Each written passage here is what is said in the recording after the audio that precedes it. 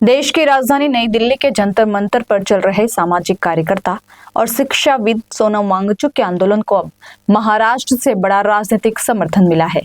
महाराष्ट्र नवनिर्माण सेना यानी मनसे के प्रमुख राज ठाकरे ने सोनम वांगचुक की बिगड़ती सेहत पर चिंता जताते हुए केंद्र सरकार पर तीखा हमला बोला है। दरअसल 59 वर्षीय सोनम वांगचुक जंतर मंतर पर अनिश्चितकालीन भूख हड़ताल पर बैठे हैं। उनकी प्रमुख मांगों में हालिया नीट परीक्षा से जुड़े विवाद, कथित शिक्षा घोटालों पर कार्रवाई और केंद्रीय शिक्षा मंत्री के इस्तीफे की मांग शामिल है। इसी मुद्दे को लेकर अब राजनीतिक बयानबाजी भी तेज होती दिखाई दे रही है।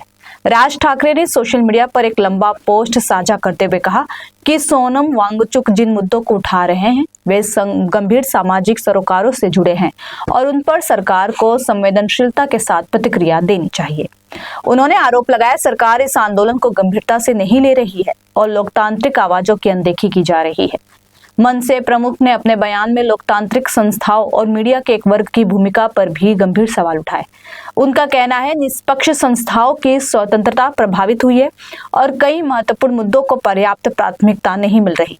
उन्होंने यह भी आरोप लगाया कि विपक्ष की आवाज को कमजोर करने की कोशिश की जा रही है। राज ठाकरे ने अपने बयान में यह भी याद दिलाया कि वर्ष 2018 में भाजपा नेताओं ने सोनम वांगचुक की सार्वजनिक रूप से सराहना की थी। उनका दावा है कि बाद में जब वांगचुक ने लद्दाख से जुड़े मुद्दों जैसे पूर्ण राज्य का दर्जा, पर्याप्त राजनीतिक प्रतिनिधित्व और अस्थायी लोगों के भूमि अधिकारों पर आवाज उठाई, तब सरकार का रुख अचानक से बदल गया।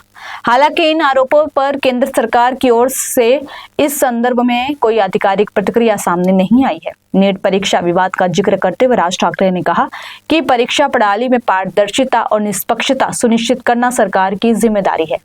उन्होंने आरोप लगाया कि विभिन्न राज्यों में समय समय पर सामने आए परीक्षा और भर्ती घोटालों ने लाखों छात्रों के भविष्य को प्रभावित किया है। उन्होंने पीएम मोदी से इस पूरे मामले में हस्तक्षेप करने और छात्रों के हित में ठोस कदम उठाने की अपील की। अपने बयान में राज ठाकरे ने प्रधानमंत्री के लंबे कार्यकाल का उल्लेख करते हुए कहा कि किसी भी सरकार का मूल्यांकन उसके फैसलों और जनता के हित में उठाए गए कदमों के आधार पर होना चाहिए। उन्होंने कहा छात्रों से जुड़े मुद्दे राजनीति से ऊपर हैं और इनका समाधान प्राथमिकता के आधार पर किया जाना चाहिए।